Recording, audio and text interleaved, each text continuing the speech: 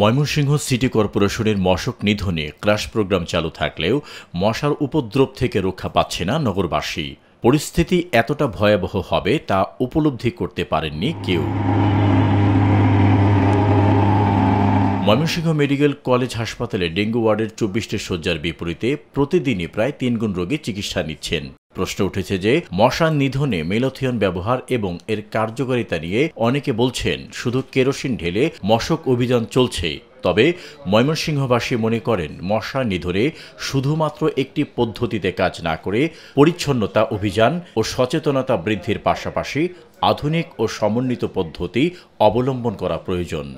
ময়মনসিংহে এবার ডেঙ্গুর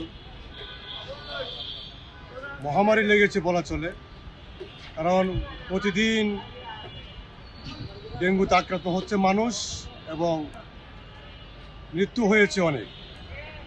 এখন এই বছর যে ডেঙ্গুর এই যে প্রাদুর্ভাব, তার জন্য ময়মনসিংহ সিটি এরিয়াতে 33টি ওয়ার্ড রয়েছে। সেই ওয়ার্ডগুলোতে সিটি কর্পোরেশন কর্তৃক ডেঙ্গু মশা নিধনের জন্য প্রয়োজনীয় ব্যবস্থা গ্রহণ করা হচ্ছে কিনা সেটি এখন প্রশ্ন হিসেবে আমাদের সামনে চলে এসেছে।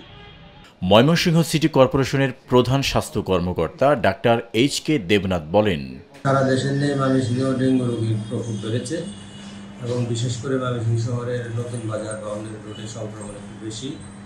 এখনও ময়মনসিংহ মেডিকেলে প্রচুর রোগী ভর্তি আছে, তবে ময়মনসিংহ মেডিকেলের রোগী অধিকাংশই ময়মনসিংহ শহরের বাইরের থেকে আসা রোগী ভর্তি হয়েছে। তবে যেহেতু প্রকোপ বেড়েছে, আমরা সিটি কর্পোরেশনের পক্ষ থেকে আমরা ক্রাশ প্রোগ্রাম হাতে নিয়েছি। আমাদের জোন ভিত্তিক ক্রাশ প্রোগ্রাম চলমান আছে এবং বাউন্ডারি রোড নতুন বাজার আমরা হটস্পট হিসাবে বিবেচনা করে আমরা প্রতিদিনই ওখানে প্রোগ্রাম করতেছি। আমাদের সকালবেলা লার্ভিসাইড প্রয়োগ করা হচ্ছে, বিকালবেলা অ্যাডাল্টিসাইড ফগার মেশিনের মাধ্যমে দেওয়া হচ্ছে। আমাদের লার্ভা শনাক্তকরণ টিম কাজ করছে এবং যেখানে লার্ভা পাওয়া যাচ্ছে মোবাইল কোর্টের মাধ্যমে জরিমানা করা হচ্ছে। নগরের কয়েকটি এলাকা ব্যতীত আর কোথাও মশক নিধন অভিযান দেখেননি নগরবাসী। মশক নিধনে বাজেটের প্রায় 1.5 কোটি টাকা কোথায় খরচ হলো সেই প্রশ্ন থেকেই যাচ্ছে। নিরপেক্ষ, সত্য প্রকাশে আপোষহীন।